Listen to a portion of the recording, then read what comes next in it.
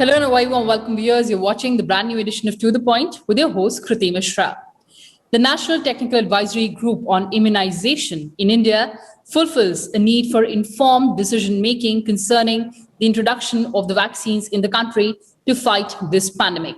And joining us today on the show, Dr. N.K. Arora, Chairman of COVID-19 Working Group under National Technical Advisory Group on Immunization. Sir, welcome to Rajya Sabha TV and thank you so much for joining us.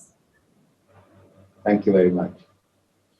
So first and foremost, we're talking about testing the feasibility of a regimen that mixes two different doses of COVID vaccines to see if it helps boost the immune response to the virus. What is the latest, sir? What is happening at that front? So this is also called interchangeability. And basically it means that you give first dose of a particular brand and second dose of another brand. And the schedule is completed in this manner with two vaccines. This is a issue which is important for more than one reasons. One is that currently available vaccines, none of the vaccines are perfect. They decrease the risk of symptomatic disease, but the risk of getting infection is not affected adequately. So in other words, let me explain this because this is an important aspect. When I hear a vaccine efficacy as 80%, that means the vaccine is effective in preventing 80% of symptomatic disease, means disease with fever and other things. It will also prevent serious disease which requires hospitalization and death. So that is the efficacy. But 20% individuals can get infection as well as they will get disease. Infection means virus enters my body but does not create any manifestations. Now this is an important component for transmission of virus. If a vaccine prevents the entry of virus in me, and different vaccines have different effectiveness in interrupting the virus. So for example, Pfizer interrupts around 60-70%, while Covishield is 40-50%. The rationale for mixing these two vaccines is that these vaccines are on different platforms. So they have different natures, different properties. So one is seeing whether it is a better approach for improving the immune response within the body. Immune response to prevent infection, immune response for preventing the disease, immune response to prevent serious disease and death. Because these are four components of immune response. So that is one of the first rationale when we are trying to mix. And all in globally, there are at least 5 platforms on which COVID vaccines are manufactured, and they have different characteristics. So one has to look for immune response in the body. The second component is equally important. Each vaccine has some side effects or adverse events. Is there a possibility that these get compounded when we mix two? So one is worried about the safety when we do the mixing and matching or interchangeability. The second thing is also that some new signals or events may come up if you mix up two, because each vaccine elicits different kind of immune response. And so that's the second one. And the third one is programmatic feasibility. I am sitting in, let's say, in a remote village in Uttar Pradesh. I am giving first vaccine like Covaxin or Covishield, which can be managed at 2 to 8 degrees. And the second dose is Sputnik, which requires minus 18 degrees. It doesn't make sense because then I have to have 2 types of cold chain requirements. So programmatic feasibility is also an issue in the context. On the other hand, I'll give you something, another example. In a big urban city, I go to a hospital, private hospital, where they have a capacity to store 100 doses of Sputnik at minus 80. And they have, but they would be able to give only 50 people because 2 doses are required. On the other hand, this 100 doses and another 100 doses which are kept at 2 to 8 degrees, then I am doubling the utility of my cold storage. So programmatic feasibility is also important. So three dimensions: immune, the second is safety, and the third is programmatic feasibility. So that's the rationale. Now coming to our Indian context, we feel that at some time we will have to do it, and it is important for all these parameters. And particularly when we will have, toward the end of this year, we will have 5 to 6 kind of vaccines available in the to the community, and therefore it may be worthwhile to look at it from all the issues which I just talked about. So it is important, and there is a thinking at the highest level that we should be planning to do that. But these are not simple studies. They are proper, well-designed scientific studies. They require ethical clearance. They require regulatory clearance. The people manufacturing them vaccines, they have to be brought on board. We are using your vaccine for this purpose. And then these research programs have to be embedded into the health system, because it is there that we are going to use it. So so there is an effort to, and we request the academics and the researchers from across the country to come forward and take up these challenges, because these are important and they will have to be done in different parts. So, Dr. Arora, I'd just like to understand, so this test will be using the vaccines that are currently in the market or being administered, or also those that are in the pipeline as well?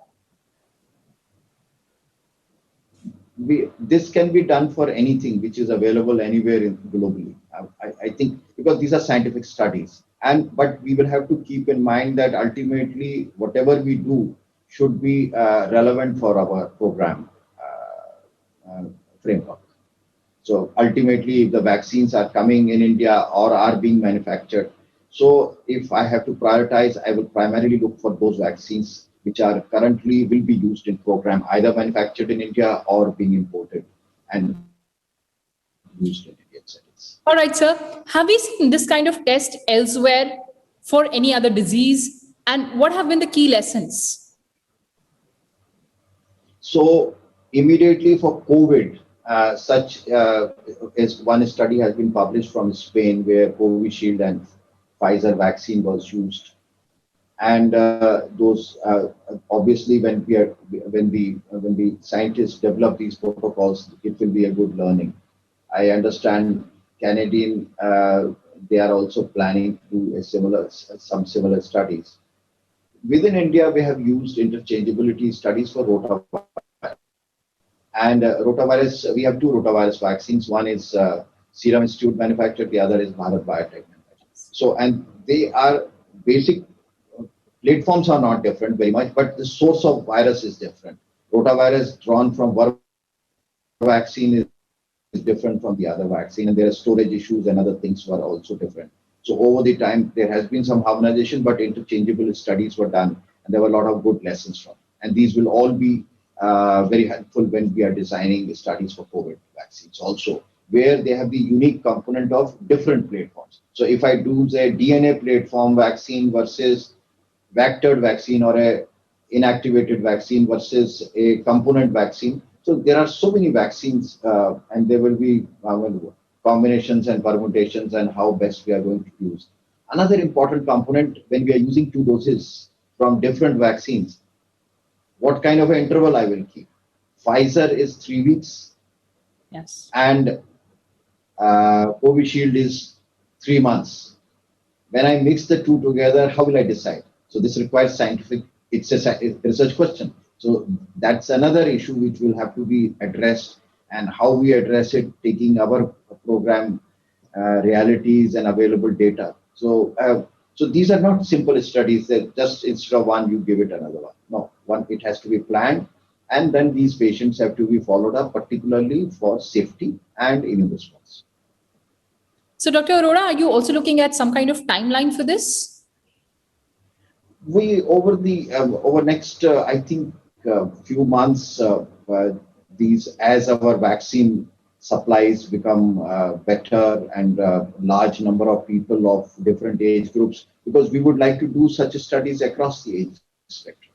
It is because at the moment priority group is 45 plus and most of the vaccine is going on that side, but we would certainly would like to involve other age groups, and hopefully at some time children will also be part of this whole cohort who will be receiving vaccines. So we'll do that. All right, sir. As you talked about age groups, let me just shift focus to the third wave that we are all concerned about, and specifically, how is it going to impact our children? We already know that trials for vaccines for children that is already on. So, what is your take? Is it safe? By when do we have it? What is the latest on that, sir? So coming to children first, I think God has been a little kind to them that Corona does infect them. There's no doubt, and they also part of the spreading team. They spread the virus, but they themselves either get very mild disease or they are remain asymptomatic. But occasionally they get severe disease, and particularly this occurs 2 to 4 weeks after recovering from that. That is something which is bothersome. All of us have heard about the name of MIS or multi-system inflammatory syndrome, and it is managed. So over the first wave and second wave, proportionate number of children who have been involved has remained same, whether it is disease or deaths. And we don't feel that there should be any reason that in the third wave they will be involved more. It looks unlikely unless we immunize all our adults, then children are more likely to be affected because of that, because there is an epidemiological shift in that case. Then more children are, or only children are getting infected, and that is why the country has taken a decision to strengthen pediatric infrastructure for taking care of the COVID infection in them. So that is in place. But as far as third wave is concerned, for as selectively children getting more involved, as I told you, that is the only possibility. Otherwise, the rest of if the situations remain the way it is, they will be affected as much as it, and depends on the denominator. All right, sir. And vaccines for children? Vaccine for children, fortunately, I think we will be among the first countries in the world. There is a trial which has already started for children of Covaxin 2 years to 18 years. And hopefully by September or October, the results are available, so that by the last quarter, if it is possible, vaccine availability. So they would also be receiving DNA vaccine manufactured by Cadila Zydus. They have also taken up 12 to 18-year-old individuals. So that is another kind of study. Results are likely to be available very soon. And as soon as they're available, and in the light of the decisions in last few weeks and yesterday, as class 12 examination have been cancelled primarily for these reasons. We want our children to be safe, their parents to be safe, their teachers to be safe. So we hope that we would be targeting this as a priority group, not for their vulnerability physically, but cognitive and intellectually. It makes them vulnerable in the sense that they are not going to school, not interacting with their peer group, and we hope will also be addressed in this process. All right, sir. Talking about our vaccination drive now, Centre has said that nearly 12 crore doses of vaccines will be available in June this year for the National COVID Vaccination Program. Your assessment of India's vaccination drive, given the fact that it is one of the world's biggest vaccination drives that have been launched by any country? So this is a very heartening news. We have been so far in a month, we are getting around 7.5 crores or 8 crores. It varies. And if a jump of 50% is certainly will make the situation much easier. And by July, I hope even Bharat Biotech will increase the production so that we have around 20 crores. And thereafter, gradually, we should be in a position to immunize almost 1 crore of people every day. And I think that will be game changer and will set an example globally that we can immunize 10 million people a day. And most of our population should be immunized by the end of the year. I see 3 things which are important for this purpose. One is vaccine availability, and I'm very confident that vaccines will be available in sufficient quantity. The second is programs capability to deliver the vaccine. That's also important. And we have seen and we have shown that, for example, in April, we had about 75,000 immunization centers. Each immunization center very easily can immunize at least 100 up to 200 people. So even if we say about a 75, 7.5 or 8 million is also not a small amount. So we have, I feel, will be very important and needs to be addressed proactively, and that is community engagement. Yes. The community is very important. They should demand, they should accept, and all issues surrounding vaccine hesitancy are to be addressed proactively in an aggressive manner, I would say. We have to demystify, we have to clear all the mistrust and rumors and misinformation surrounding vaccines. We keep on hearing stories every day, and these need to be not reactive but proactive in a way so that the vaccine acceptance is bigger. So I see that should not become a bottleneck for our vaccine. All right, sir. And as you said that 3 vaccines we already have, of course, we'll soon have Sputnik as well. But besides that, in the pipeline, we have promising 4 to 5 candidates as well. So what are the timelines that you're looking out for the rollout of these vaccines? And specifically, if one of those I can ask for, that is the Sputnik's 1-dose jab. So, in fact, the third vaccine is already there, and that is Sputnik. And I would say, on a pilot basis, this is already into the program. Very few doses have been given because few doses are available. And very soon, manufacturing is going to ramp up. 3 companies have already started manufacturing. And every year, every month, we should be getting 3 to 4 crore doses from there. And next 4 months, it should be about 6-7 crore doses. Now, coming to the Sputnik Light. Basically, Sputnik Light has been modified slightly. The first dose of Sputnik has been made into a form which is liquid form. It is available at, it can be stored at 4 to 8 degrees.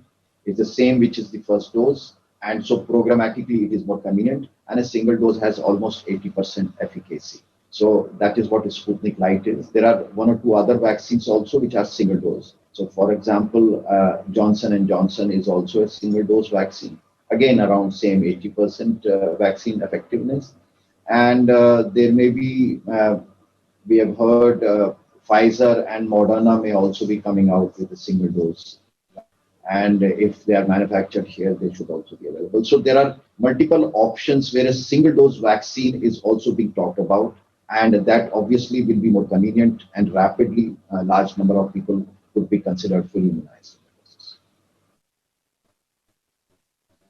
All right, sir, before we end this conversation, it's important to break the chain. Now, the kind of numbers that we're getting, probably we are plateauing. And talking about the third wave that certainly has sent jitters, is India ready? What more needs to be done? That's a very beautiful question and very important issue. So it is not flattening still. It is on declining trend. So we went from 10,000 ramped up to 4 lakh on 7th May and then gradually coming down. Yesterday it was 1,25,000 or so, and it should come up. It will flatten around 20-30,000 cases a day, kind of a thing. That could be the plateauing time. And how much more time that is going to take, one is difficult, but I think the way lockdowns have been organized and the way it is, the things are being done, another 4 or 6 weeks we should be able to reach that particular. But the important point is that we need to be careful. And there are 3 things for wave if it comes. The first thing is that we need to do a very thorough surveillance of the disease. Surveillance has 2 components. One is how much disease is taking place. So testing and disease occurs. If any time disease positivity becomes more than 5%, we have to be immediately careful. The second thing is our ICUs. If they are getting filled up more than the positivity rate, I need to be worried that some severity disease is occurring. Second is genomic surveillance. Genomic surveillance is very important. We have a network in INSACOG, and that surveillance will help us to identify if there is a Badmash virus coming up somewhere or variant coming up somewhere. So we have to quickly identify and douse it. You have to contain that if we are able to identify. So this is for surveillance. Second is health system. Health system preparation is very important. There are three components I would suggest. One is that a lot of corona-specific facilities have been created. They should not be dismantled. We should sustain that so they can be used for other purposes also, if it is not required for corona. But otherwise, one has to run helter and shelter and to try to get that. Two, a very important component is we need to create a skilled manpower pool, particularly to manage ICUs.